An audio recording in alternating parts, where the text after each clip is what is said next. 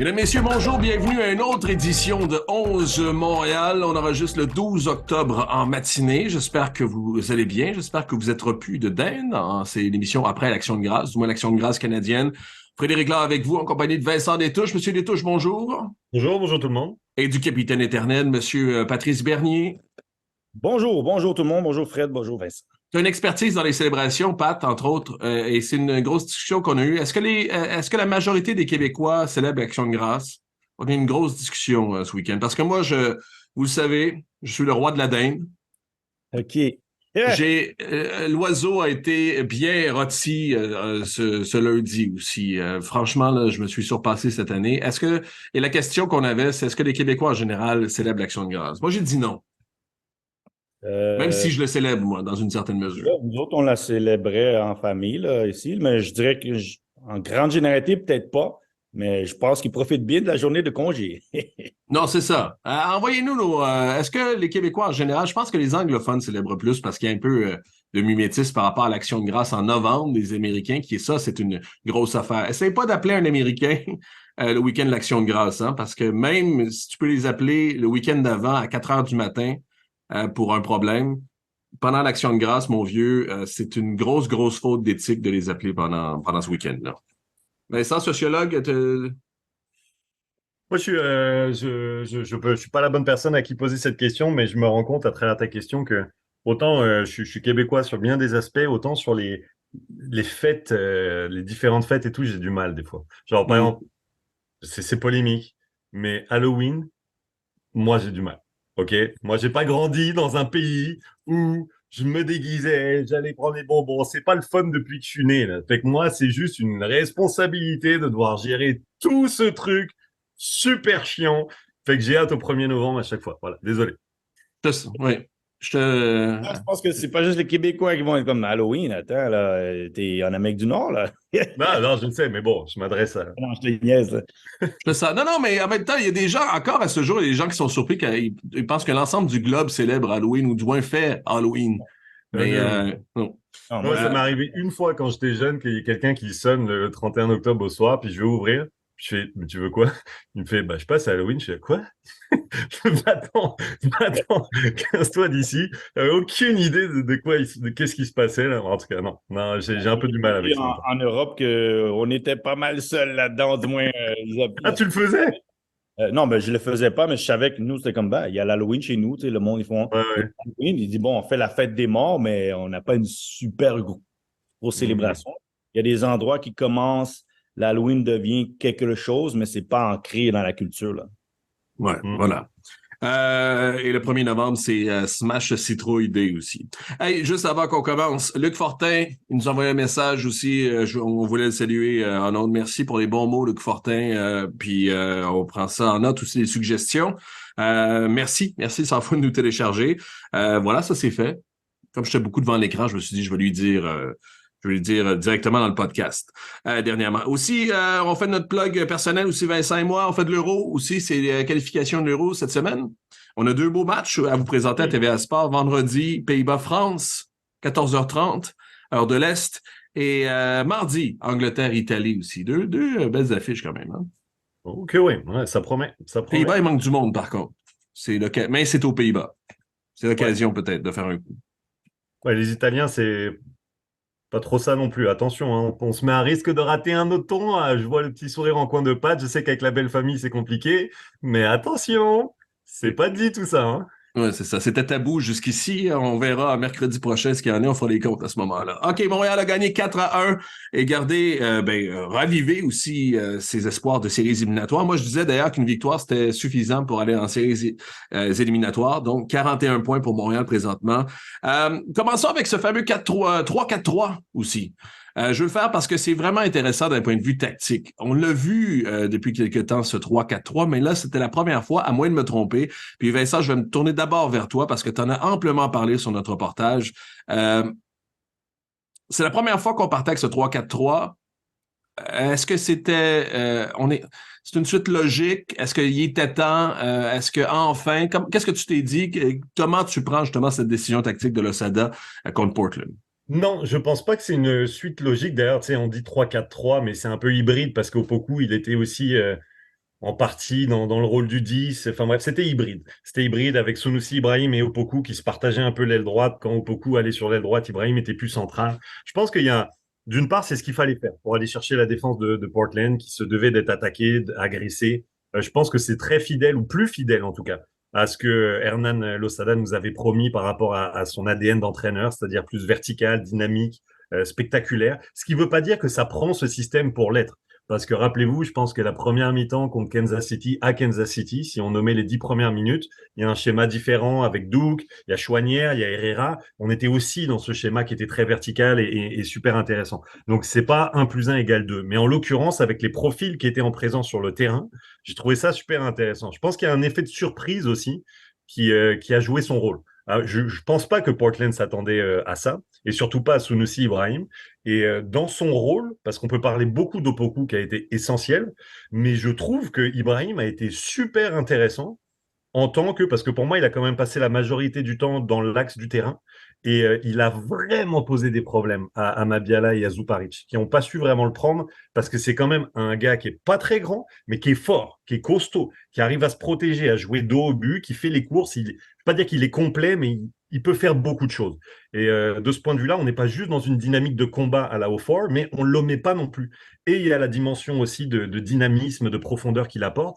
Et je trouve que c'était une super idée qui a super bien fonctionné, mais c'est ça, on est dans la suite logique pour moi, surtout de ce qu'on disait la semaine dernière, c'est qu'on tâtonne. C'est génial que c'est fonctionné, mais encore une fois, c'est une autre formule avec d'autres joueurs à cet instant de la saison où tu t'attends pas nécessairement à ce qu'on soit aussi créatif, même si ça a super bien fonctionné. Pat, je sais que tu as fait une chronique, je pense, sur Opoku. Est-ce que je me trompe? Ou tu as souligné son côté, peut-être sur Twitter, j'ai vu, tu as souligné son côté électron libre, en quelque sorte, qui a fait beaucoup de bien à cette équipe-là. Avant d'aller peut-être un peu plus et que tu réagisses à ce que Vincent a dit, à quel point Vancouver, c'était ouvert? Dans le sens que, pas Vancouver, Portland. Portland, ils ont laissé, écoute, à quel point c'est le fait de Losada, à quel point tu donnes aussi au fait que Portland a laissé Montréal courir, a laissé des boulevards quand même, a fait un match assez ouvert? Ben, Portland, c'est une équipe reconnue pour la transition. Donc, les matchs ouverts, ils sont reconnus un peu pour ça. Mais ils ont tendance à être plus un bloc médian. Donc, ils se sont peut-être dit, on va aller les chercher un peu plus parce que Montréal est peut-être pas aussi habile. Parce que si tu regardes statistiquement en possession, c'est 2 équipes qui sont dans le bas de la Ligue au niveau de conservation du ballon. Mais je ne crois pas qu'ils s'attendaient à ce que Montréal joue aussi souvent dans le dos. Ce qui était bien, Montréal a fait ses études. La défense de Portland n'est pas rapide. Puis là, ils ont maximisé, ils l'ont exploité régulièrement. Donc, il y a ce côté-là que Portland arrivait en confiance, beaucoup de bons résultats. Et Montréal, on était un peu coup-ci, coup-ça, et puis ils se sont fait prendre rapidement. Et je crois que Portland aussi n'a pas ajusté, pour moi, rapidement. Parce qu'après 5-6 minutes, tu comprends que Montréal veut jouer direct dans le dos tout le temps. Puis je ne me rappelle pas si vous vous rappelez la séquence que Kyoto va au but, puis qu'il ne fait pas la passe à Opoku, puis qu'il manque. Ben, si tu regardes là où ce qu'il est, là, Mabiala, là, ben, ils sont devant Kyoto, qui lui traîne à la ligne du milieu. Puis le ballon, je pense, Mabiala, ou je me rappelle, c'est Zuparic qui manque, juge mal le ballon, puis Kyoto part en échappée. C'est pour se dire que les autres sont allés avec une volonté de dire on va leur forcer à faire des erreurs et on va en profiter haut sur le terrain. Et ben, ils ont payé cash. Est-ce que ces 3 points-là, est-ce que je vais trop loin en disant que CF Montréal est qualifié pour les séries? Ah non, parce que mathématiquement, quand tu regardes les autres matchs, ça s'avère que peut-être même 1 point leur servira pas assez contre Columbus. Mais on ne sait pas, parce qu'à la fin, si je regarde bien, je crois que Charlotte peut atteindre 45, dépendant de ces 2 résultats contre Miami. Et il y a les Red Bulls et Chicago. Je ne me rappelle plus si c'est le cas au New York City FC, Chicago. Chicago-New York qui joue 1 contre 1.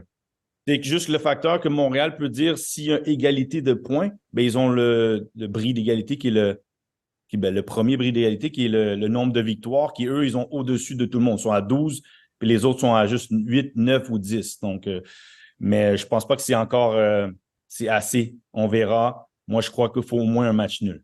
OK. Je ne veux pas que ça soit rébarbatif, mais faisons-le peut-être. Vos prédictions rapidement, là. Feeling, instinct. Les Red Bulls, au dernier jour de la saison, les Red Bulls jouent à Nashville. Est-ce qu'ils font des points? Un point, je pense. Match Peut-être nul. un, mais ça suffit pas pour dépasser Montréal. Ils doivent Ils ont gagner. besoin de 3 Donc, points. Ils ont besoin Donc, je pense que les Chicago, Red Bulls ne dépassent pas Montréal. Chicago est à New York, au Yankee Stadium. Est-ce que New York gagne? Oui, parce que Euh, New York peut ah, espérer ça va aussi se bien. qualifier. Est-ce que Non, New mais York... c'est mon avis, mais New York peut encore espérer se qualifier. Ils doivent absolument battre Chicago. Et qu'ils vont y aller à 200%. Et honnêtement, je pense que New York est à ce moment-ci de l'année une meilleure équipe que Chicago. Ils jouent chez eux en plus. C'est jamais un terrain facile à apprivoiser. Et je pense que New York gagne et fait les affaires de Montréal. New York, c'est 41 points s'ils gagnent, et Montréal toujours devant avec le bris d'égalité. Fait qu'il Moi, je reste dis, Charlotte, ben, il reste Charlotte qui elle, a deux Miami chances. 2 fois. Mercredi, c'est à Miami, puis samedi, le jour de la décision, c'est à Charlotte. Ouais. Ben, Mais, ça va bien pour Charlotte. C'est possible. Je pense pas qu'ils vont prendre les 6 points total, peut-être 4. mais à la Mais moi, limite, si Charlotte le fait, là, Montréal est toujours en série. Montréal est là, ouais. Ouais. oui, Montréal finit 9e, mais Chicago, pour moi, vu qu'ils ont gagné leur dernier match, ils viennent juste de changer la donne, puis qu'ils jouent à domicile. C'est un match, une finale, même si New York Non, ils fait ont bien. perdu le dernier. Ils ne sont pas fait rosser par Charlotte? Regarde. Oh non, ils ont perdu 2-0 pardon, contre Charlotte. Mais ils ont gagné 4-1 le match d'avant. Donc, eux autres sont un peu. Je ne sais pas à quoi t'attendre d'eux autres. Ils ont battu. C'est qui ont battu 4-1? Là, puis c'était C'est 1-1. Miami. Miami. Donc, Mais ça, c'est vraiment le match qu'il faut surveiller si t'es moi. mais Moi, je pense sincèrement que les Red Bulls gagneront pas à Nashville. Sachant que Nashville jouera encore pour. Nashville a 2 matchs à jouer. Ils en jouent un cette fin de semaine et un autre donc le jour de la décision. Nashville jouera pour son classement, pour monter au classement. Gagner la base, pas évident. Enfin, pour moi, les Red Bulls sont pas dans l'équation. C'est vraiment New York-Chicago. Il faudrait que pour Montréal, d'un point de vue montréalais, il faut que New York batte Chicago. Et moi, j'y crois. Parce qu'à mon avis, Charlotte va le faire. Charlotte se qualifie. Avec les 2 matchs qui restent, Miami est éliminé. Messi, je pense pas qu'il joue le premier. Puis je sais pas si ça a une énorme incidence au final à ce stade-ci de la saison. Mais bref, je pense que Charlotte y est. Et je pense effectivement, à mon sens, si je dois faire une prédiction, Fred, que tu as raison, que le 41 finira par suffire. Parce que je pense que New York bat Chicago. Mais ça se peut très bien que Chicago fasse un résultat aussi et qu'il en fasse plus. Qu'il C'est en mon fasse. feeling. Si Chicago devait gagner, c'est 43 points. Là, ça rend les choses très difficiles parce que Montréal à Columbus, on se dit le miracle, ce serait un moi, je ne point. voudrais pas C'est le mettre mon feeling. sort, mon sort dans les mains des autres parce que tu sais jamais. Tu sais Ouais. que les matchs 90 minutes, toi, tu as fini, les autres, ils finissent, il reste 3 minutes. Tu fais ton match nul, tu as 42. Là, du moins, tu es plus ou moins dedans. Ou du moins, même si tu surprends Columbus. Puis moi, je pense que c'est faisable. Parce que le match contre Columbus à Montréal a démontré que Columbus, ils sont susceptibles à l'erreur. Je ne vais pas dire qu'ils vont pas aller marquer des buts, mais ils sont susceptibles à prendre des buts. Je pense que les 4 derniers matchs, ils mènent puis ils perdent des points.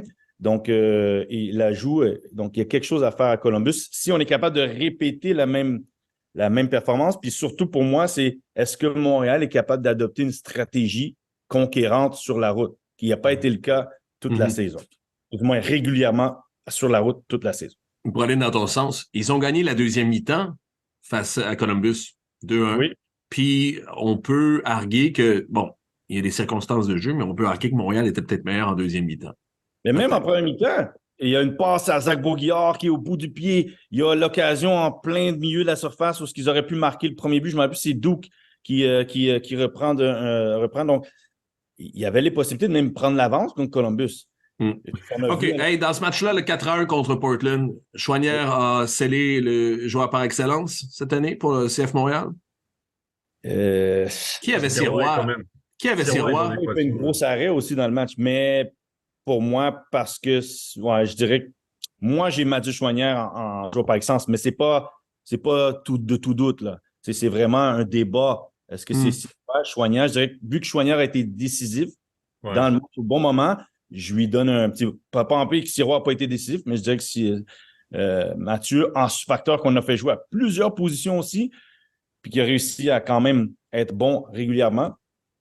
Passe, clé, récupération, progression du ballon, points, passe, but. C'est Choinière qui est premier. Moi, c'est Choinière MVP. Sirois va pas être premier là-dedans. Ouais. Oui, c'est ça. Sirois va pas être premier dans ces catégories-là. Hey, dépassement de fonction un peu. T'as encore Sirois, toi? Non, je veux pas, là, si Jonathan écoute, je veux pas. Sirois mériterait. Je ne veux pas choquer. Mais vas-y.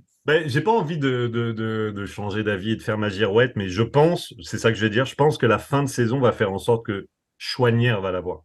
dans le sens que sur les derniers matchs, puis c'est ce qui reste en tête au moment de voter aussi. Qu'est-ce qui se passe? Chouanière, il marque ce but, mais pas que ce but, parce qu'il est important sur les deux autres aussi. Le premier, il a un tout petit rôle, le deuxième, il a un tout petit rôle, mais il est important. Le premier, il a la passe décisive. Je trouve que à Orlando, quand il est en fin de match, il occupe toutes les positions, il est numéro 10, c'est le meilleur joueur sur le terrain. Ouais, bref. Je trouve qu'il est très bon sur sa fin de saison, Mathieu Chouanière. Là où Jonathan Sirois coûte 2 points contre Cincinnati, puis au final, peut-être que avec ces 2 points, Montréal est déjà qualifié. Il y a le but contre son camp, contre Orlando. Bon, il y peut rien, c'est de la malchance. On peut dire qu'il est peut-être un tout petit peu en retard, mais s'il est un tout petit peu en avance, il n'a pas ce but contre son camp. Mais je pense que les événements des dernières semaines vont faire en sorte que Mathieu Chouanière va l'avoir. Je vais dire ça comme ça. OK. Oh, écoute, on va méditer là-dessus. C'est une bonne chose. Chouanière, Sirois, c'est deux bons choix pour le joueur par excellence du CF Montréal. Ce qu'on va faire, là, on va faire la pause, puis on vient parce que je voulais qu'on fasse les trophées aussi. Chacun a reçu des bulletins de vote pour cette année là, en MLS. On va faire l'ensemble des trophées de ce côté. Vous savez que je prends ça au sérieux. J'ai du rattrapage à faire, surtout au niveau de la défense, du moins de mes candidats pour le titre de défenseur de l'année. Voilà.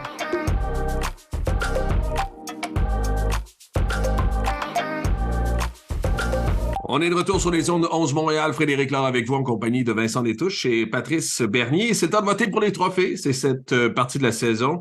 Et on en a déjà parlé. Ce que je veux faire aujourd'hui avec vous, les gars, c'est peut-être au-delà du gagnant, établir qui seront les 3 finalistes. Parce que c'est ce que fait la MLS. Envoie le bulletin de vote avec, notamment pour le joueur par excellence, 30 noms qui sont sur le bulletin de vote. À ce moment-là, ceux qui auront reçu le plus qui seront le plus plébiscités, on va faire semblant qu'il y a 3 finalistes et à ce moment-là, on va aussi nommer pendant les séries éliminatoires le gagnant. Voilà, me suivez-vous? Alors, on va essayer de découvrir ou du moins d'établir qui sont les 3 finalistes pour chacun des trophées. Joueur par excellence, je sais que Vincent et moi, notamment, Pat, je pense que tu nous rejoins en partie, mais Acosta est là, assurément. J'ai sur ma liste de joueurs par excellence Bouanga, qui va s'adjuger probablement le soulier d'or, il est en avance. Et mon troisième, j'ai Thiago Almada.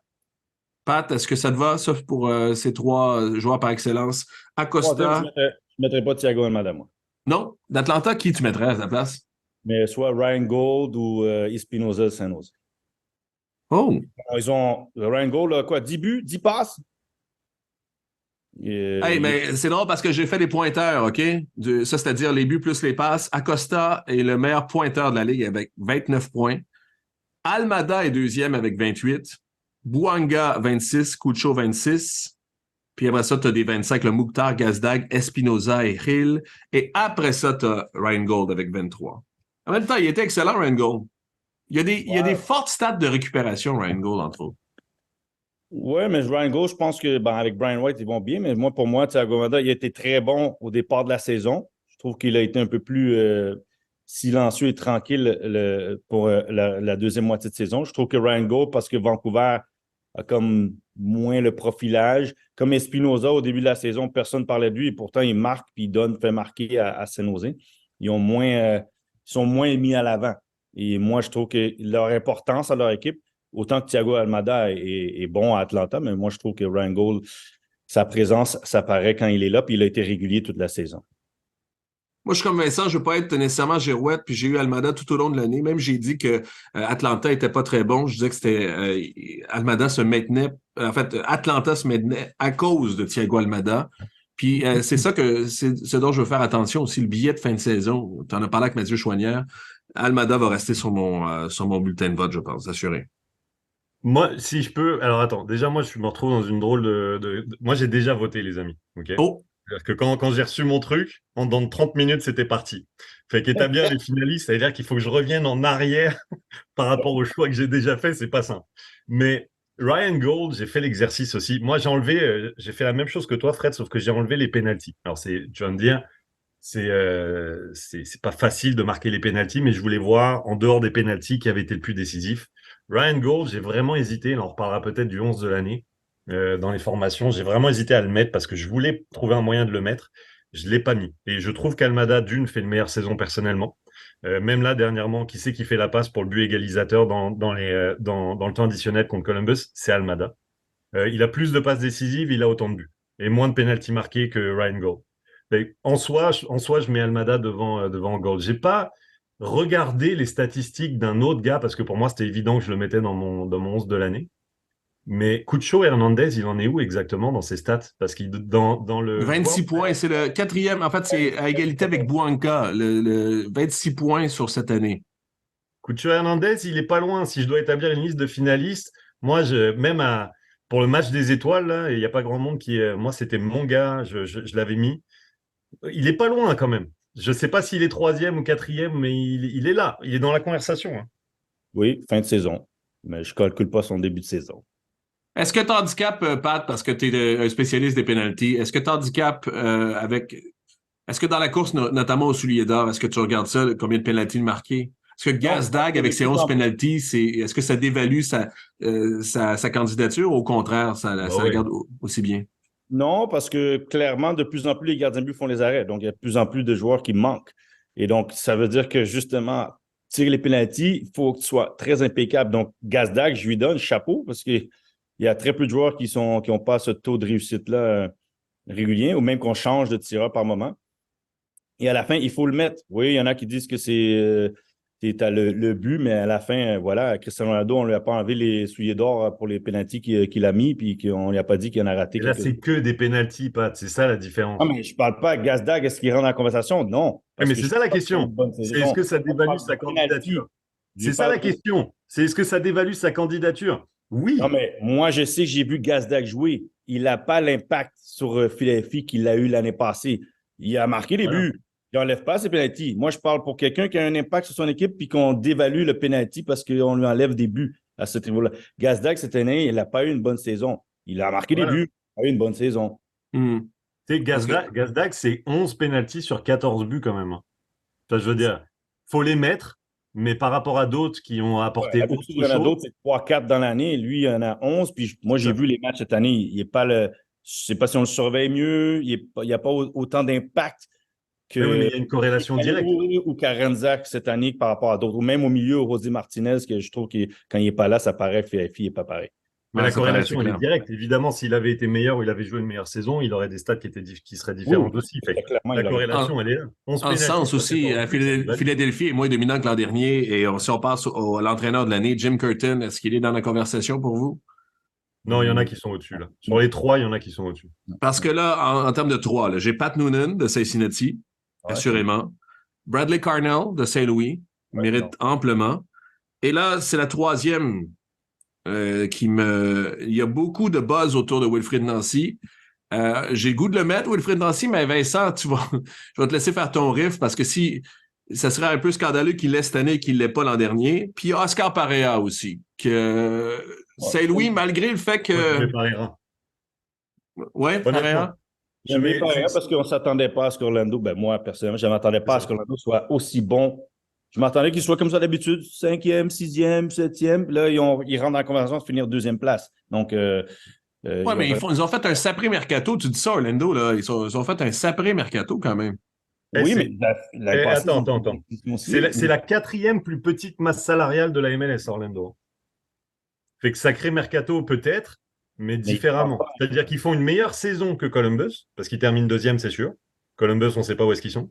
Ils font une meilleure saison avec de moindres moyens et les attentes n'étaient pas à ce niveau-là. Rien contre Wilfried. Honnêtement, c'est l'an dernier le scandale. C'est pas cette année pour moi. De toute façon, là, on parle de finalistes. Aucun des deux l'aura. Ni Wilfried, ni Pareja, je pense pas.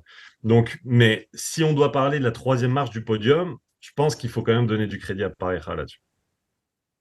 OK. Il y a quand même 9 entraîneurs qui ont été congédiés cette année. C'est risible? Non, je veux dire, bienvenue dans le monde du football, la MLS. Avant, c'était la ligue qui avait le moins d'entraîneurs mis dehors, 1 ou 2 par année ou 3. Là, maintenant, tu as la même réalité d'un peu d'autres championnats, parce que ça part après 6 mois, ça part après 4 mois, que le taux de survie, il y a un fut un temps, le taux de survie à MLS, c'était comme 3 ans. Quand le reste du monde ou en Europe, c'est comme 11 mois ou 12 ou une année. Et donc là, tout d'un coup, il y a du monde qui prennent, je ne vais pas dire plus au sérieux, mais qu'ils ont des attentes plus élevées puis qu'ils tiennent, c'est pas nécessairement juste les entraîneurs, mais on sait que c'est l'entraîneur qui est cop 3/4 du temps. Donc, je dirais que bienvenue dans le monde du foot, maintenant, la MLS. Parce que là, Ouais, mais en même temps, c'est pas courte vue, moi, parce que je viens de l'extérieur aussi. C'est sûr que le réflexe, c'est de dire, hey, regardez ailleurs, regardez en Italie, regardez en Angleterre, les gars passent. Regardez Chelsea qui mange les entraîneurs. Oui, les résultats, mais en même temps, il n'y a pas plein d'études qui parlent de stabilité dans ton 11, stabilité dans ton staff aussi. Plutôt que congédier, c'est d'offrir des outils pour que cet entraîneur-là s'améliore, non? Oui, mais je n'ai pas dit que c'était nécessairement la meilleure norme pour gagner. J'ai dit, là, tu as du monde, parce qu'avant, on se plaignait qu'il y a du monde qui restait trop longtemps à des endroits. On se rappelle qu'on parlait d'un certain Adrian Heath, ici. Là, il est finalement parti. Voilà, il a fait son temps. Donc, c'est juste pour dire que, OK, là, il y en a que maintenant, ils ont la mèche un peu plus courte. Ils veulent peut-être gagner plus rapidement que prévu. Avant, on était beaucoup plus dans c'est correct, il a déjà gagné, on va attendre. Rappelez-vous, Purdue Vermees, on se posait des grosses questions au départ de la saison. Là, ils ont remis, là. Eux autres, ils ont maintenu de la stabilité, mais je veux dire, là, il y a beaucoup d'équipes qui investissent de l'argent puis qui voient comme, ben, après 6 mois, 1 an, c'est peut-être pas ce qu'on voulait et on doit aller chercher d'autres. Après ça, il y en a d'autres comme Wayne Rooney, on voit, là, c'était peut-être parce que lui, il savait que, OK, j'aurais pu partir, je voulais voir ce qu'on arrivait, ils vont pas me permettre des trucs et là, j'ai une autre opportunité, je dis, ben, ciao, bye, je m'en vais à une autre opportunité. Vous, d'ici, vous ne semblez pas mettre vraiment plus que ça pour vraiment avoir une meilleure équipe. C'est juste simplement un statut au niveau que ben, ça se compare à ce qui se fait ailleurs. On commence à avoir la mèche un peu plus courte en MLS, mais ça ne veut pas dire que c'est gage de réussite. C'est même peut-être gage de dire il y en a qui auraient dû vraiment évaluer. Regarde Toronto FC, Bob Bradley. Il est malchanceux, je pense, parce que son équipe est majoritairement blessée, mais il y a eu des gros investissements qui viennent avec des attentes beaucoup plus élevées. Mais attends, justement, c'est intéressant cette conversation parce que moi, j'étais parti exactement avec la même idée que vous. Puis j'ai fait l'exercice ce matin. J'ai fait ma petite liste là. Parce que j'avais l'impression qu'il y en avait des clubs qui avaient appuyé sur la gâchette rapidement, trop rapidement. Et puis je voulais finalement pas tant que ça sur les 9. Sur les 9 clubs qui ont viré un coach, il y en a 3 de ces coachs qui en étaient à leur deuxième année. 3. Tous les autres, c'était des projets au plus long cours. Tu regardes Heath, 7e année. Arena, puis c'est dans des circonstances mystérieuses, 5e année. Fraser, 5e année. Savarese, 6e année. Struber, 3 ans et un tout petit peu plus parce qu'il est arrivé en série 2020. Puis Neville, 3e année. C'est quand même des gars qui ont eu, bon, entre 3 et 7, il y a un monde quand même, mais qui ont eu du temps. Et après, les 3 entraîneurs qui ont été virés au bout de leur deuxième année, ce sont 3 projets où il y a eu énormément d'investissements. Toronto avec Bradley, Miami avec Toronto Bradley, le Fire Chicago avec Hendrickson et DC avec Rooney. Là, tu regardes DC, Chicago, Toronto, c'est dans le top 5 des dépenses. Top 6 parce que Chicago est 6, mais top 6 des plus grosses dépenses. Fait qu'il y a un lien assez direct qui se fait. Puis ce sont 3 catastrophes industrielles. Je pense que tout le monde va le dire. Puis Hendrickson, franchement, je ne pensais même pas qu'il aurait droit à une deuxième année, tellement la première année, ça se voyait que ça s'en allait nulle part. Donc, au final, je pense qu'il y a quand même des changements, des vrais changements de projet. Genre Savarese, il a eu 6 ans, on a dit, regarde, il faut qu'on aille voir ailleurs. Heath, pareil. Fraser, un peu pareil. Et il y en a d'autres qui sont dans la veine de ce que Patrice a parlé, ou peut-être qu'on a la mèche un peu plus courte avec des coachs qui n'ont pas le temps. J'ai apporté un truc, c'est que Savarese Heath, nouveau contrat il y a 2 ans. Fait que pour moi, j'appelle ça, on relance un projet. Là, on a coupé tout parce qu'on considère que ça ne va plus aussi loin, même s'ils sont là depuis 5-6 ans. Dès que tu as un nouveau contrat, là, après 2 ans, c'est rare que tu vas à bout de ton contrat quand tu es coach 4-5 ans, à moins que tu t'appelles Guardiola ou ailleurs, puis même là, eux autres, c'est des cas particuliers. Donc. Moi, j'ai une relation amoureuse avec Adrian Heath, parce que je vous l'ai dit depuis, ça fait 7 ans que je veux le congédier, puis je trouve que Minnesota sous-performe avec la qualité qu'ils ont, mais ça reste le seul entraîneur qui invitait les autres à venir boire un verre après un match, et ça, c'est une très, très grande qualité. Très, très, très grande qualité aussi.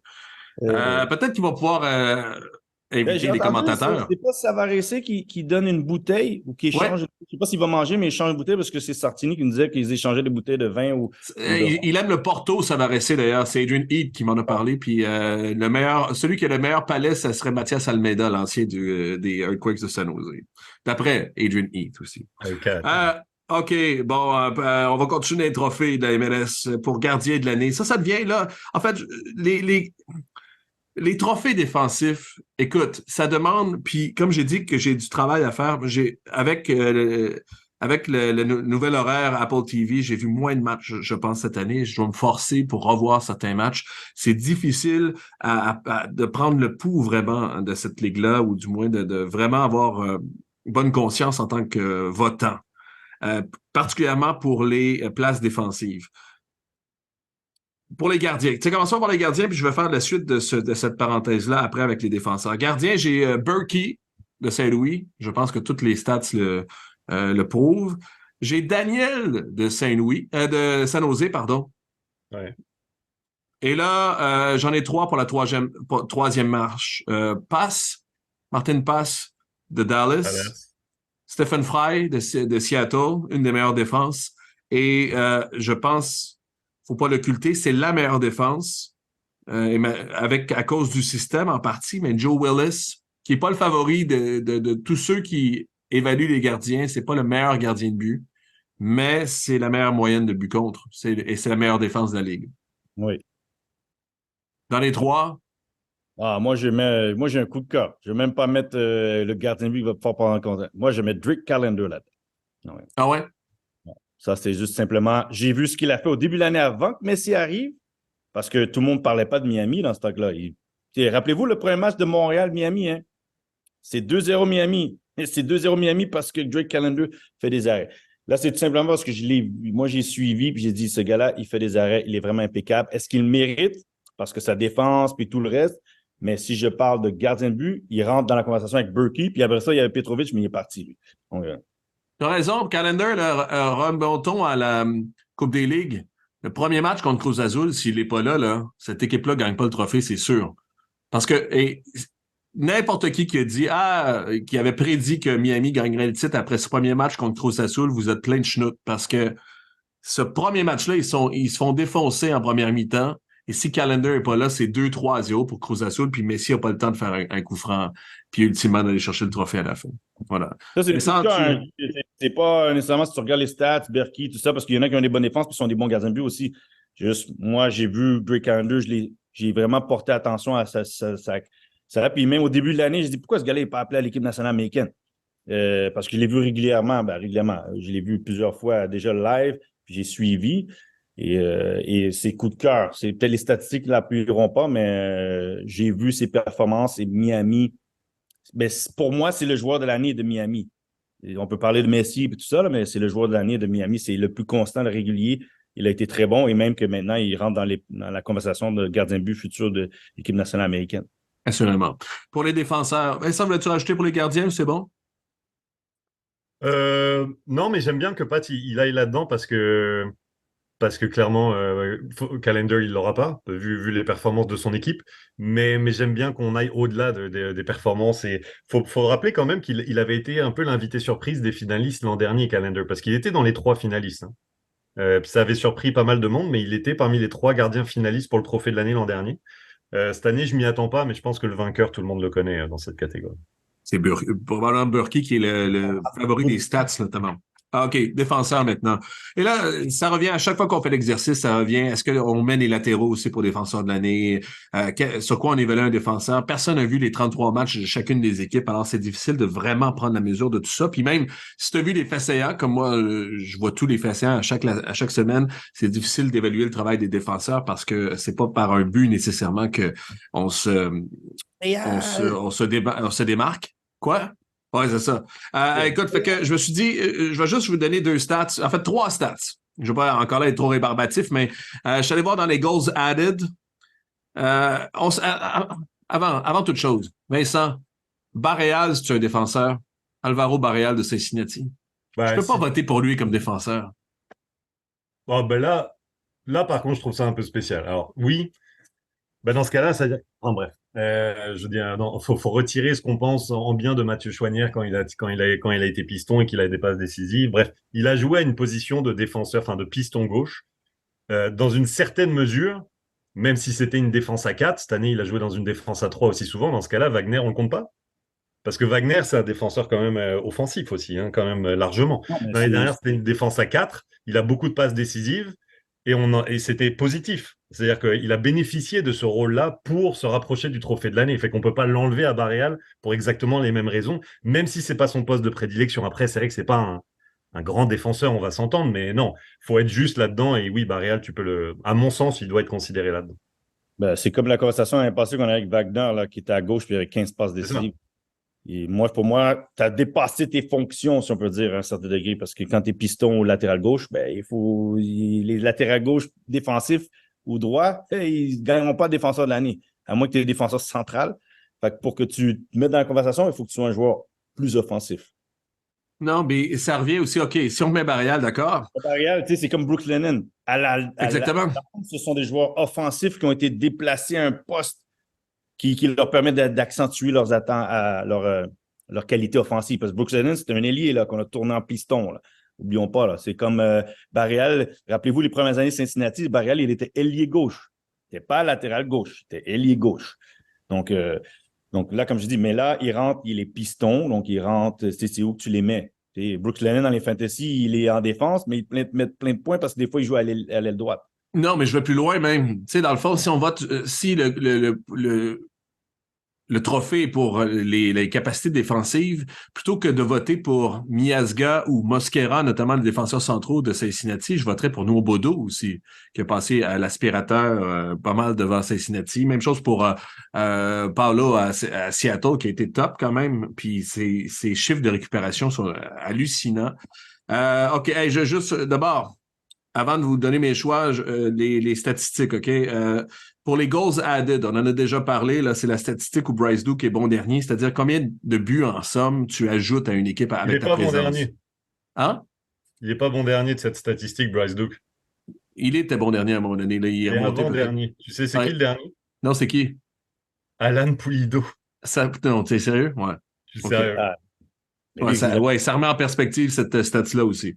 Wagner, Barreal, Steven Morera de Columbus, Rodriguez de San Jose et Boxall de Minnesota. Oh, Ouais. Puis intéressant. puis Robin Jensen, 6e Oui. de Orlando. Oui. OK? Ça, on est d'accord. Je pense que tout le monde l'aime ici, Robin Jensen. On l'a vu souvent. Ou scored, c'est-à-dire qui donne une note sur les performances. Wagner, Barreal, Rodriguez de San Jose, Mosquera de Cincinnati et Donovan Pines de Washington. C'est extraordinaire. Voilà. Alors, les trois que j'ai finalement. J'ai mis Wagner. OK. Je sais pas pourquoi, mais en même temps, peut-être parce qu'il a été volé l'an dernier, à mon avis. Zimmerman, parce que c'est la meilleure défense. Et Rodriguez de San Jose. Je suis un peu. En même temps, je suis pas très confiant dans mes Tu peux trois choix en ce intervenir? moment. Il me Ouais, met vas-y. le match au début de cette saison, là, puis il me semble que c'est l'autre, justement, qui a bien performé malgré que Zimmerman. Il a moins joué, c'est Maher. Je pense que tu Maher. peux Maher. Ouais, parce qu'il me semble que Mais même à Nashville disait, tu sais, on lui donne pas le crédit, mais Zimmerman, quand il n'était pas là, l'autre, il performait tout aussi bien. non, mais il a quand même. Moi, j'en ai regardé du Nashville. J'ai pas vu la Zimmerman, quand il a joué. Puis d'ailleurs, il me semble que dans les goals added, je sais pas si tu l'as mentionné, mais Zimmerman, il est dans le top 15 de MLS. Il est 7e chez les défenseurs. Ouais. Ouais, mais même de tous les joueurs, il est très très haut dans le classement. Fait que moi, j'ai peur de vous influencer, donc je vais pas aller au bout de ma réflexion, mais quoique ça va vous orienter. J'avais pas une évidence même, j'en ai parlé la semaine dernière dans le podcast, une évidence même pour ce trophée précisément. Fait que là, je me suis éloigné, j'ai fait l'inverse de ce que j'ai loué. J'ai adoré que Patrice y mette du sien là pour Drake Calendar parce que ça vient de là et ultimement ça doit venir de là. Là, j'ai essayé d'être plus rationnel. Je me suis imposé deux critères. Premièrement, doit avoir joué au moins les 2 tiers de la saison de son club. OK? Parce qu'à un moment donné, c'est trop facile. Et, et je voulais que ce soit un top 3 défense MLS. Parce que moi, regarde, Ouais. ma prédiction, c'est qu'ils vont le donner à Matt Miazga. Mais Matt Miazga, Cincinnati, ou même Tim Parker, je pense que Tim Parker va être très haut dans les votes. C'est pas les meilleures défenses de MLS. Fait que je sais que c'est des coups de cœur et ça peut venir d'un coup de cœur. Encore une fois, je loue Patrice là-dessus, mais je me suis imposé d'être plus rationnel. Tu veux que Donc, je les donne les trois meilleures défenses? tu veux que je te dise c'était qui mes deux défenseurs dans mon 11 de l'année alors? Oui, attends, je vais te juste donner pour les gens les 3 meilleures défenses de la Ligue cette année en ce moment, c'est Nashville, Seattle et Dallas. Bah, tu Donc, peux deviner alors? est-ce que tu as Gomez? Ouais. Puis on vient de parler de Zimmerman. Zimmerman? Ouais. Il passe tout juste avec la règle des 2 tiers, mais il a été. Le fait que les goals added dont on parlait, là, le fait qu'il a un tel impact sur les performances de son équipe, qu'il reste un défenseur si dominant, meilleure défense malgré tout dans une équipe qui joue la défense, honnêtement.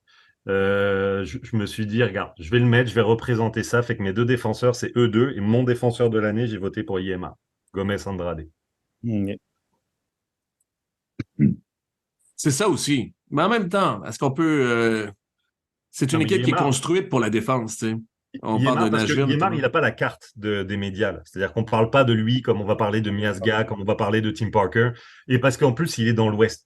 Mais regardez-le, là. Je veux dire, Il il est n'a rien top. marqué. C'est un top Ouais, défenseur. ouais, il est top. Il joue Mais dans moi, je la l'avais mis deuxième meilleure dans défense de la Ligue. je À un l'avais mis dans moment donné, c'est l'équipe évident. d'étoiles. Je l'avais mis dans l'équipe d'étoiles, moi, en choix sélection d'étoiles, je l'avais mis comme dans mon équipe d'étoiles. Moi aussi. Pareil. Fait que pour moi, c'est moins un coup de cœur, c'est plus rationnel, mais en même temps, ça fait du sens. Fait que c'est ça. Voilà, j'y suis allé comme ça. Les votes sont ouverts. Vincent a déjà voté. Patrice et moi, on n'a pas voté encore. Alors, c'est intéressant. Ça donne matière à réflexion aussi. Euh, Qu'est-ce qui me reste? Ah, hey, j'avais des notes sur le côté aussi. On parle d'erreurs aussi d'équipes qui sont bâties. Je regardais le nombre d'erreurs qui mènent à un tir. Dans la Ligue, il y a une statistique là, que tu peux retrouver. Ouais. Celui qui mène, George Campbell. 6 erreurs qui mènent à un tir. Après ça, tu as Tyler Miller, Coronel et Jonathan Bond qui en ont 5. George Campbell est le pire dans cette stats-là. Je ne veux pas trop l'accabler parce que moi, je l'aime beaucoup, hein, George Campbell. À ce jour, je suis un défenseur du défenseur. Mais George Campbell a quand même 6 passes qui mènent à des tirs et peut-être même à des buts aussi cette année. On finit les prix parce qu'on a parlé de Montréal. Il y a le prix Jason DiTullio, la Grinta cette année. Il y a 3 finalistes pour le joueur par excellence et joueur défensif. Ce serait qui vos 3 finalistes pour le prix Grinta, le prix Jason DiTullio cette année? Moi, j'en ai 3. Choinière, je mets Choinière, Ouais, Waterman, et le troisième, je ne sais pas qui. Soit Saliba, et là, ça va être controversé, mais Chino Offor a joué presque tous les matchs de cette équipe-là. Il n'a pas rechigné à l'effort. Il n'a pas été top dans l'exécution, mais il n'a pas rechigné à l'effort. Ce serait peut-être avec Saliba mon troisième choix. Pat? Bonne question.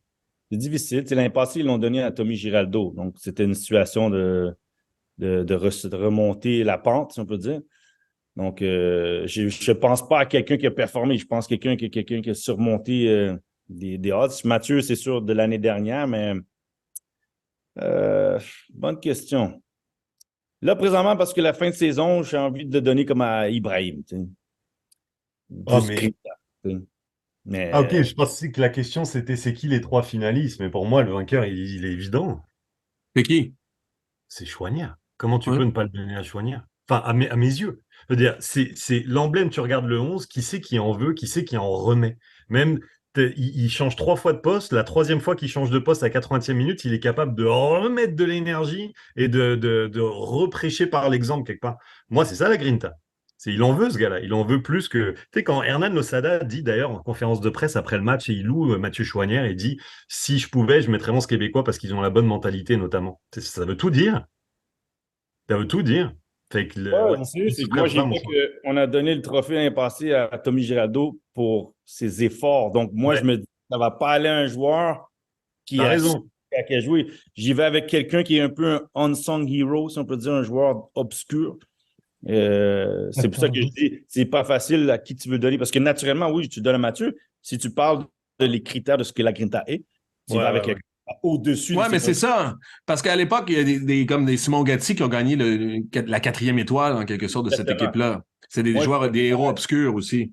vu qu'ils l'ont Mais donné à c'est quoi la Giraldo. définition du prix? Oui, c'est ça. Moi, j'ai vu Tommy Giraldo. On semble, je ne sais pas si c'était bon, peut-être un coup de cœur, dire pour lui donner un coup de pouce parce qu'il a vraiment eu une année difficile. Mais quand on donne ça à lui, je me dis, bah, OK, il faut que je regarde quelqu'un qui est plus obscur, qui peut-être Hmm. a fait du travail, puis a démontré du caractère malgré les incertitudes. Puis là, c'est là que j'essaie de trouver des gens qui sont là-dedans. Parce que sinon, oui, ça va Mathieu Choignard haut la main. Mais l'année passée, on en avait parlé. Qui démontre ça? C'était les pièces, c'est ça, puis ils l'ont pas eu. Donc, moi, j'essaie de penser, s'ils l'ont donné à Tommy Girardeau, qui pourrait l'avoir, qui rentre dans cet aspect-là de joueur qui a eu une saison difficile, puis qui a quand même à passer par-dessus. Mais ça, c'est les joueurs qui votent? C'est les joueurs eux-mêmes? Je ne sais pas, je pense que peut-être oui, hein, parce qu'il me semble que, je ne sais pas, il faudrait vérifier là, si c'est les joueurs qui ont voté pour Tommy. Fait que j'essaie de voir qui est les joueurs, si c'est les joueurs, vers quelqu'un qui a bossé, qui n'est jamais vraiment là. Puis Ibrahim, pour moi, rentre dans cette conversation-là. C'est pas quelqu'un qui est toujours mis en avant, qui travaille, qui est toujours un peu inconstant, mais qui est là, qui travaille. Donc, moi, je rentre, c'est un nom que j'ai comme ça de nommer. C'est intéressant. C'est vraiment intéressant ce que tu dis, Pat, parce que déjà, dans la deuxième année où on donne ce prix-là, ça va donner une idée aussi, puis une direction peut-être pour les années futures. Ils vont peut-être le donner à Jabang, je ne sais pas, parce qu'il a été là toute l'année, il a travaillé fort. Je ne sais pas. Peut-être à Matko Miljevic qui a pris une deuxième job aussi. Hein?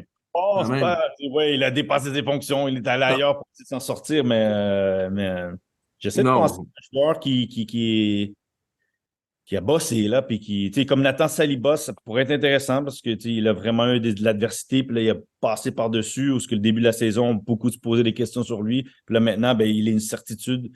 Donc, là-dedans, mais j'essaie de penser outside the box, si on peut dire, là, fort intéressant. Voilà, bon, c'est ce qui conclut cette édition de 11 Montréal. Envoyez-nous nos choix, autant pour les trophées de la MLS. En plus, CF Montréal, vous l'avez dit? Pardon? C'est une évidence, là, mais c'est qui votre défenseur de l'année? Ouais. C'est réglé, on peut y faxer déjà, non? On peut y aller. Ciao, bello, ciao! Ouais, c'est ça. Jonathan Sirois, c'est correct. On peut déjà graver son nom sur ce trophée-là aussi. Voilà. Ah non, mais ciao, tu ne disais pas Corbeau, là, toi? Oui, parce que défenseur de l'année, c'est Corbeau. Evan Bush, là, c'est pas Sirois? Attends une minute. Mais non, mais moi, je répartis les trophées. Choignard, il a la Grinta, Sirois. Ah, peut-être tu le donner Arrête, on n'est pas à garderie, là. Il y a quelqu'un qui peut en avoir deux aussi, c'est pas grave, là. Oui, je sais. Choignard, joueur de l'année, Sirois, joueur défensif, puis la Grinta à Choignard, encore. Mais joueur défensif ou défenseur de l'année? C'est pas pareil. Hein? C'est joueur défensif parce qu'il est nommé Sirois dans les trois. C'est vrai, mais OK. Ah, OK. Mais oui, Joe Sirois, d'abord joueur défensif. Moi, j'ai pas regardé les joueurs défensifs. OK. Non, la Grinta, Joe Sirois, Gabriel Corbeau, joueur défensif. C'est qui les trois nommés? C'est c'est Corbeau. Attends une minute, je vais te le dire. C'est Corbeau, Sirois, puis Waterman. Ah, OK, c'est joueur défensif. OK, ouais. OK, ben oui, c'est Sirois. J'ai pas regardé, moi, j'ai vu des joueurs défenseurs de l'année, là, tu sais. Non, parce que tu as raison. Défenseur de l'année, probablement. Ouais, c'est ça, c'est Waterman. C'est pas dans Evan Bush avoir puis, le joueur par excellence, le troisième, tu parles de billets là, cognitifs ou en fin de l'année, il vient de faire un super match au Opoku, le troisième joueur par excellence de cette équipe-là. Ouais, mais il est dans la conversation de joueurs par excellence. Il est dans la liste des joueurs d'MVP. C'est Poignard, Sirois et Opoku. Donc, il peut rentrer là-dedans dans la Grinta. Peut-être. Ouais, franchement, si Opoku le gagne, bien. Moi, mais là, voilà. C'est doit être plus sympathique en conférence de presse. Non, mais d'accord, la banane. Le trophée du plus sympathique, c'est autre chose. Mais moi, c'est Saliba, Ibrahim. Je pense à des joueurs de même qui sont, pas dire obscurs, mais qui ont cravaché et qui ont maintenu le cap durant la saison. OK. Envoyez-nous vos choix via Twitter ou via notamment YouTube aussi pour les trophées de l'année, pour les trophées du CF Montréal, pour qui vous allez voter. Il y a des membres d'ailleurs qui peuvent voter, qui vont peut-être nous envoyer vos votes. On fait une pause. On vous retrouve la semaine prochaine. Il y a ce week-end 3 matchs de MLS d'ailleurs. Nashville Nashville. Hey, si t'es Nashville, j'avais ça comme question. Tu préfères affronter Orlando ou Philadelphie en série dans un éventuel 2-3? Parce que ça va donner un indice sur justement le match face aux Red Bulls de New York. Est-ce que tu veux choisir? Est-ce que tu forces justement pour finir 6e versus 7e? Philadelphie. Je ne voudrais pas affronter Philadelphie, moi. Je voudrais pas affronter Philadelphie. Ils viennent de perdre à domicile. Je ne voudrais pas affronter Philadelphie. Ils viennent pas de perdre à domicile contre Orlando, d'ailleurs? Ça, je ne sais pas, c'est possible. Mais je ne voudrais pas affronter Philadelphie. Non, moi, pas affronter. Tu préfères affronter Orlando? Mais Vincent, c'est le contraire, non? C'est le contraire. Vincent, lui, c'est Philadelphie. Moi, je n'y vais pas par la saison, j'y vais parce que c'est une équipe qui s'est préparée pour l'après-saison Philadelphie. Ouais. Les autres, c'est ça leur objectif. C'est Super the Shield, on s'en passe. C'est MLS Cup. Donc... Tu vois, c'est marrant parce que les 2 derniers matchs de Nashville, c'est ça. Ils ont perdu à domicile contre Orlando et ils sont allés faire match nul à Philadelphie. Ouais. Donc, je sais pas. Je préférerais mieux. Je vois juste par rapport à Philadelphie, son objectif, c'est vraiment MLS Cup. Donc, Tant que tu donnes pas de pénalty à Gazdag, t'es correct. mais justement, le facteur qu'ils ont 11 pénaltys, là, c'est un autre facteur. Ils ont gagné les pénaltys, là. Mais attends, ils ont marqué combien de buts cette année, Philadelphie, là? Ils ont combien de buts? Oh, attends, là, on va voir, là. Attends, je vais regarder. Parce que Pas toi qui as le classement, tout juste derrière. Tourne-toi, puis... Philadelphie, ils ont 56 buts. Il a marqué 20% des buts de la saison sur penalty. C'est 11 penalty, là. Ça veut dire qu'ils vont en avoir là, en playoff. Là. Les arbitres sont favoritisme pour le Philadelphie. 20% des buts de la saison sont des penalties de Gazdag à Philadelphie. Wow. Ouais. Mais tu regardes, est-ce que vous avez vu les expected goals de Orlando puis les buts qu'ils ont marqués? Ils ont comme 42 en expected goals puis ils ont 53 buts marqués. Ouais. Ah, mais ça c'était la Nouvelle-Angleterre. Dans ces grandes années, c'était pareil. Non, mais ça, c'est quand tu as beaucoup de buts de l'extérieur de la surface parce qu'ils comptent très peu dans les expected goals. C'est comme 0,03 quand tu marques la surface. Bon, à voir. Merci les gars pour cette semaine. Merci de nous télécharger aussi. On se retrouve... Et pas Canada, Japon. Ouais, Canada-Japon. Alors que Barbiello... Pas à quelle heure que ça sort, là, notre truc, mais ça joue très tôt le matin, là, parce que c'est dans l'heure de l'Orient. C'est pas à 4 heures du matin à voir. Ça aussi, c'est une autre affaire. C'est déjà 35 du matin, il me semble. Ouais, puis on a l'occasion d'en parler aussi, mais le Canada, les femmes s'en viennent au Stade Saputo le 28 octobre. Ça, c'est cool aussi. Beau match. Ouais, beau match aussi. OK, c'est tout. C'est tout. Vous appellerez tout à l'heure. Vincent Létouche, Patrice Bernier, merci beaucoup. Bye. Bonne semaine. Bye, bonne semaine. À plus tard. Portez-vous bien.